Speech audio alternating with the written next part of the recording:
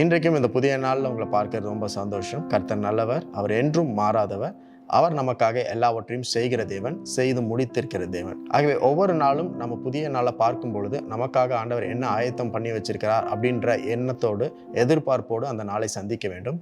இன்றைக்கும் அந்த எதிர்பார்ப்போடு இருங்கள். கர்த்தர் உங்களுக்கான பெரிய காரியங்களை செய்வார். 2 கொரிந்தியர் 5ஆம் அதிகாரம் 20-21 வசனங்கள் எப்படி சொல்லப்பட்டிருக்கு. ஆனபடியினாலே தேவனானவர் எங்களை கொண்டு புத்தி சொல்லுகிறது போல நாங்கள் கிறிஸ்துவுக்காக ஸ்தானாதிபதிகளாய் இருந்து தேவனோடே ஒப்புரவாகுங்கள் என்று கிறிஸ்துவின் நிமித்தம் உங்களை வேண்டிக் கொள்கிறோம். நாம் அவருக்குள் தேவனுடைய நீதியாகும்படிக்கு பாவமறியாத அவரை நமக்காக பாவமாக்கினார். நாங்கள் கிறிஸ்துவுக்காக ஸ்தானாதிபதிகளாக இருக்கிறோம் என்று பவுல் சொல்கிறார். We are the ambassadors for Christ. நீங்களும் நானும் இயேசு கிறிஸ்துவுக்காக பிரதிநிதிகளாக ஸ்தானாதிபதிகளாக இருக்கிறோம். We represent Jesus Christ. இந்தியாவுக்கான அமெரிக்க தூதர், அமெரிக்காவுக்கான இந்திய தூதர் அப்படின்னு சொல்றதை நீங்க கேள்விப்பட்டிருக்கீங்க.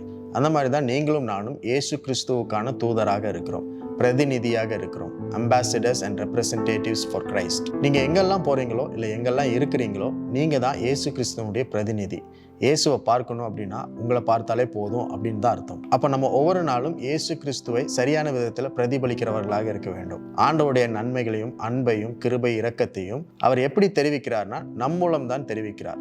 இயேசு கிறிஸ்து இந்த உலகத்தில் வாழ்ந்த போது பிதாவானவர் இயேசு கிறிஸ்துவின் மூலமாக தாம் யார் என்பதை காட்டினார். இப்பொழுது நீங்களும் நானும் இயேசு கிறிஸ்துவை போல வாழ்ந்து கொண்டிருக்கும் பொழுது நம்மை கொண்டுதான் தேவன் யார் என்பதை அவர் காட்டுவார். You reflect your God. உங்கள் தேவனை நீங்கள் பிரதிபலிக்கிறீர்கள், நீங்கள் காட்டுகிறீர்கள். நம்ம படித்தோம், பாவமறியாத அவரை பாவமாக்கினார்.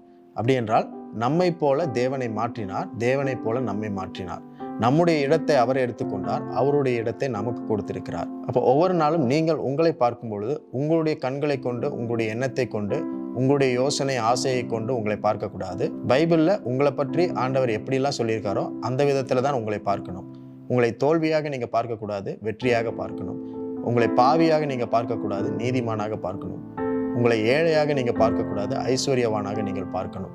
உங்களை பலவீனமாக நீங்கள் பார்க்கக்கூடாது, பலனாக பார்க்கணும். ஏனென்றால் பாவமறியாத தேவனை அவர் பாவமாக்கினார், பலவீனமறியாத தேவனை பலவீனமாக்கினார், சாபமறியாத தேவனை அவர் சாபமாக்கினார், தோல்வி என்ன என்று தெரியாத தேவனை அவர் தோல்வியாக மாற்றி அவரிடத்தில் இருக்கிற வெற்றியும் சுகத்தையும் ஆரோக்கியத்தையும் ஆசீர்வாதத்தையும் தேவன் உங்களுக்கு கொடுத்திருக்கிறார். ஏனென்றால் உங்களை இயேசு கிறிஸ்துவினுடைய ஸ்தானாதிபதியாக பிரதிநிதியாக ஆண்டவர் வைத்திருக்கிறார். Always be conscious that you are the ambassador for Christ. Always show God to people instead of showing yourself to people.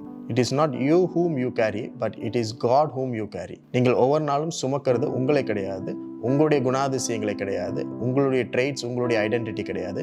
நீங்கள் சுமக்கிறதையே தேவனை சுமந்து கொண்டிருக்கிறீங்க, அவருடைய அடையாளத்தை சுமந்து கொண்டிருக்கிறீர்கள். ஆகவே இதை நம் ஒவ்வொரு நாளும் மறக்காமல் இருக்க வேண்டும். நீங்களும் நானும் தேவனின் தூதராக இருக்கிறோம். இன்றைக்கும் தேவனை வெளிப்படுத்துவதற்கு, தேவன் யார் என்பதை காட்டுவதற்கு தேவன் நம்மை தெரிந்து கொண்டிருக்கிறார், உங்களை தெரிந்து கொண்டிருக்கிறார். நீங்கள் செல்லுகிற இடமெல்லாம், நீங்கள் பேசுகிற மக்களிடத்துல நீங்கள் யாரெல்லாம் பார்க்குறீங்களோ, என்னெல்லாம் சொல்கிறீங்களோ, எல்லாவற்றின் மூலமாகவும் தேவன் யார் என்பதை எல்லோரும் பார்க்கும்படிக்கு தான் உங்களை தெரிந்து கொண்டிருக்கிறார். உங்களுக்கு இந்த புதிய நாளை கொடுத்திருக்கிறார். இன்றைக்கும் கிறிஸ்துவனுடைய ஸ்தானாதிபதியாக இருந்து, தேவனுடைய தூதராக இருந்து, தேவனுக்கான தூதராக நீங்கள் எல்லா இடத்துலையும் செயல்படும்படிக்கு இந்த நாள் உங்களுக்கு கொடுத்திருக்கிறார். இந்த நாள் உங்களுக்கு கிடைச்சதுக்காக ஆண்டவருக்கு நன்றி சொல்லுங்க.